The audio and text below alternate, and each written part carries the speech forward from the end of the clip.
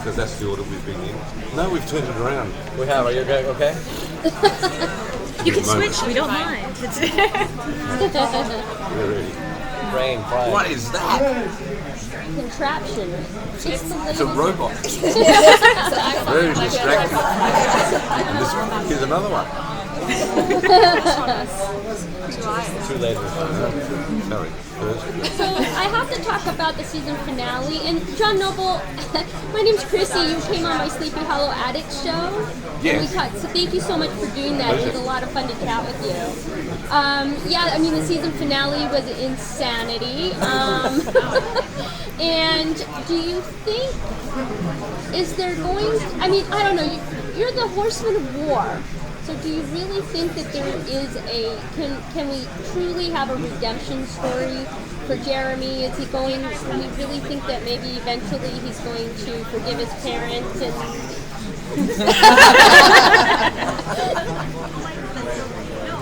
I think it would be a rather pointless exercise doing this series if there wasn't some potential. So yes, I do. How and when that will play out is the writer's challenge. Don't put it all on me. You're in this too, pal. But we were just talking about the fact that these are human beings. And so, as evil as war can seem, it's also a creation of humanity. Except peace is also a creation of humanity. And so the idea of, can these human beings ultimately defeat the temptations of anger and of the supernatural and of Moloch and stuff? That's the dramatic tension that we hope to tease out for as long as it's viable and right. Can they what? You know, it depends on your worldview. I guess we'd all give you a different answer. Personally, I think it's all going to be fine. I'm kidding, I don't know. It's interesting, isn't it, that we're dealing in this series with an apocalyptic thing, but the world, observers of the world will say that's exactly what we're doing at present in the world. And I agree with Roberto, I think it will come through, but not without a lot of anxiety and more money. Katia, I mean, you know, I don't know if you know that a lot of the fans are like, are you on the dark side of the Force, on the witches, or are you really going to be, are you sort of, I won't say what I said a minute ago, but are you kind of walking the line? I won't tell you. I said, is Katia straddling between good and evil? I guess is what my, you know, because the fans we kind of think words, yeah, we kind of think you're on the dark side of the Force. Not quite yet. I mean, I think definitely there's going to be a point. Obviously, because of Henry, she's fighting to reach her son, and she believes that there's still humanity there. She's not going to give him up, or certainly not try and hit him.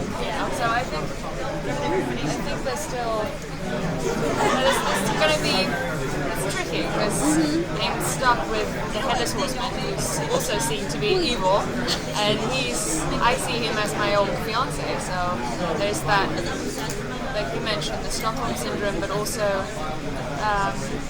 me remembering for who he used to be before that happened. The same with Henry. So then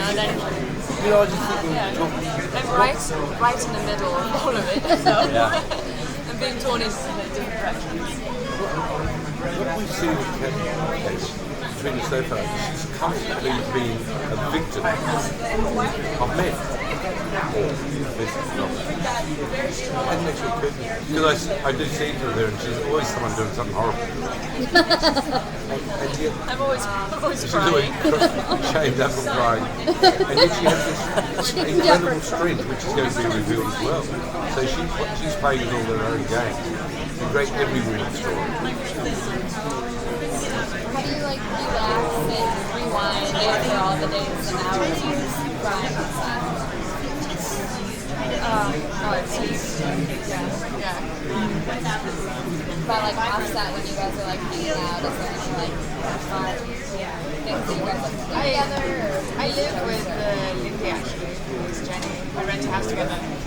And we have a ghost in our house.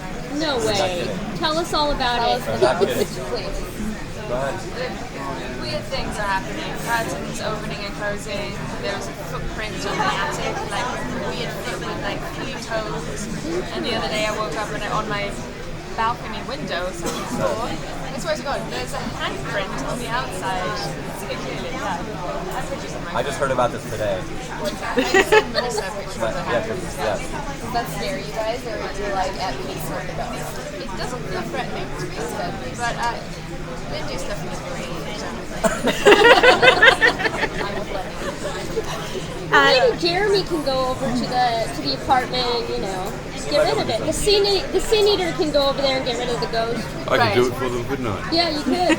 I think you should do Okay. it. Okay. Let me know how that goes. Yeah, report back. Okay. Is there a moment coming up in the next season that you just can't wait for the fans to see? Oh, there's so many. Let's see, which one we can talk about?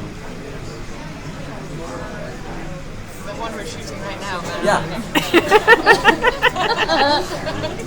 We're not prepared for that question. Okay, so You almost got us.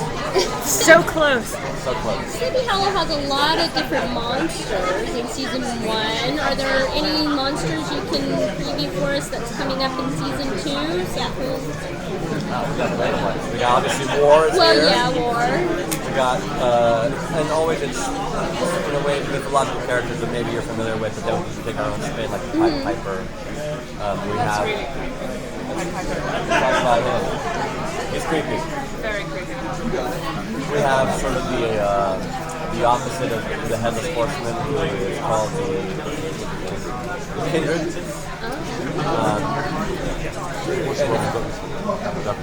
If you see the EW magazine this week, you'll see a couple of the sketches of the monsters. Oh, And they're scary, but they're also beautiful. It's really amazing design.